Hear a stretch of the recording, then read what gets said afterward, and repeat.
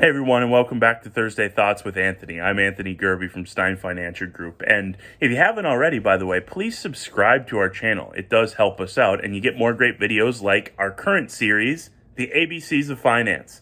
We're going through this picture book step by step because it was a gift to my daughter when she was born, and I thought it would be a fun little exercise to see what we think infants need to know about in terms of finance, because really that can help us learn as well. So this week we are on the letter H, which is for Harvard Business School, which is kind of a funny concept to be in a cardboard picture book here. But I'm gonna go on a little bit of a tangent, and I'm gonna relate that to something that we can all utilize in Minnesota, even not just in Massachusetts, which is institutions like Harvard Business School or Harvard at large often need influxes of cash. They're building a new football stadium, they're adding a new science building, they're what have you. They're replacing the windows in every building on campus.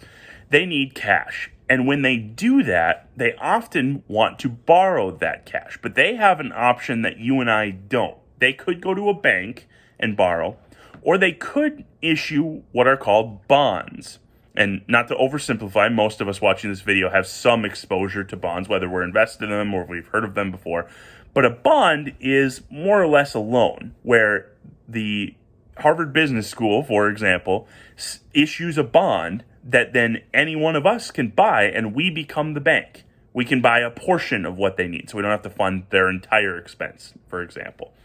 But I bring this up because in Minnesota, if we as Minnesota residents, and if you're a non-Minnesota resident, this holds true for whatever state you are a resident of, if we own bonds issued by entities, schools, hospitals, municipalities in the state we live in, the interest that then that institution pays us. So again, Harvard Business School would pay interest on its loan, and if we're the bank, we get the interest.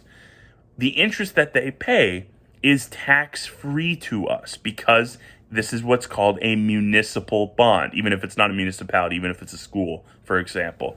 And this has become a really popular trend for investing because in an account where you would have to normally pay taxes on your interest every year, having municipal bonds means you get to collect interest, but you don't pay taxes. And if you own bonds from the state you live in, federal or state taxes, neither one do you have to pay. So it's a really powerful tool for conservative investing, but also for tax-free interest. And just think about it. If I'm making 4% tax-free, that might be better, depending on what tax bracket I'm in, than 5% taxable.